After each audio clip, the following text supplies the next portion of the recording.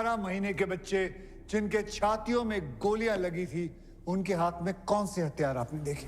ठीक 5 दिन बाद रिलीज होने वाली है केसरी चैप्टर 2 और इस बार बैटलफील्ड पॉलिटिकल है। स्टारकास्ट और स्टोरी देख के लग तो रहा है कि मजा तो आएगा।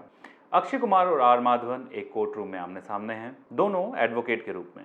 ये पहली बार होगा जब दोनों एक साथ स्क्रीन शेयर करेंगे।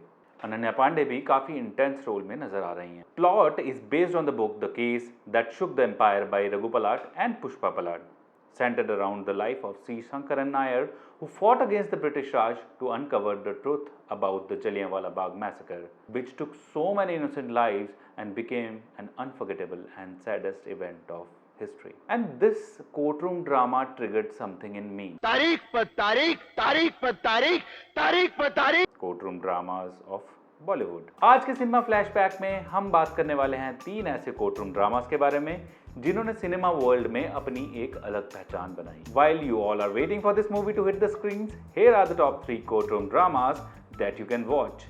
Wait for the third one because that is my personal favorite. Number 3 पे आती है 2018 में रिलीज हुई मुल्क, starring Rishi Kapoor, Taapsee Pannu and Ashutosh Rana. The cast is strengthened by impressive supporting cast like Kumud Mishra, Manoj Pawa, Rajat Kapoor and प्रतीक बब्बर. ऋषि कपूर एक मिडिल क्लास मुस्लिम lawyer हैं जिनकी फैमिली का एक बेटा टेररिस्ट एक्टिविटी में इन्वॉल्व हो जाता है, जिसकी वजह से पूरी फैमिली पे सवाल उठने लगते हैं। अब क्या एक इंसान के गुनाह की सजा उसकी पूरी फैमिली को एंड इन जनरल पूरी कम्युनिटी को मिलती है? फिल्म सवाल उठाती है और अनकंफर्टेबल जवाब ढूंढती है। अनुभव सिन्हा की ये मूवी पूरे समाज को ये बताती है कि आम सोसाइटी को कास्ट, कलर और रिलीजन से ऊपर उठ के जीने की कितनी ज्यादा जरूरत है। तापसी पन्नू का कैरेक्टर मुझे पर्सनली काफी स्ट्रांग लगा। एक हिंदू बहू जो अपने मुस्लिम परिवार के लिए कोर्ट रूम में लड़ती है। कोर्ट रूम सीन्स में जो चेहरे दिखते हैं वो सिर्फ जज, लॉयर या क्रिमिनल के नहीं, वो आपके, मेरे और सोसाइटी के चेहरे हैं। नंबर 2 पे स्टैंडिंग स्ट्रांग 2016 में रिलीज हुई Pink, starring legendary Amitabh Bachchan and Taapsee Pannu. This movie was epitome of acting. Be it Amitabh Bachchan, Taapsee Pannu, Piyush Mishra, Vijay Varma या बाकी सपोर्टिंग कास्ट। पिंक सिर्फ एक मूवी नहीं, एक आईना थी जिसने हमारे समाज के कई कड़वे सच सामने लाए।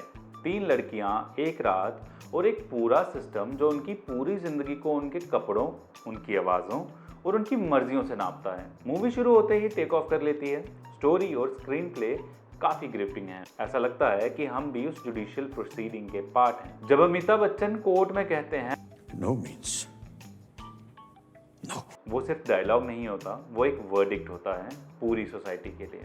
और नंबर 1 पे आती है मेरी पर्सनल फेवरेट 2015 में रिलीज हुई चैतन्य तमने की मास्टरपीस कोर्ट। रान चला उठू सारे रान रे। एक ऐसी फिल्म है जहां ड्रामा नहीं है लेकिन हर फ्रेम एक जजमेंट है। फिल्म एक लोकगीत गाने वाले आदमी पर केस के अराउंड घूमती है जिस पर इल्जाम है कि उसके गाने की वजह से एक सफाई कर्मचारी ने सुसाइड किया। But court is not about the case, it's about the system. The film portrays realistic court proceedings which are completely different from the courtroom drama typically depicted in the Bollywood movies. बड़े सुंदर तरीके से modern day institutional dysfunction को दर्शाया गया है इस movie में।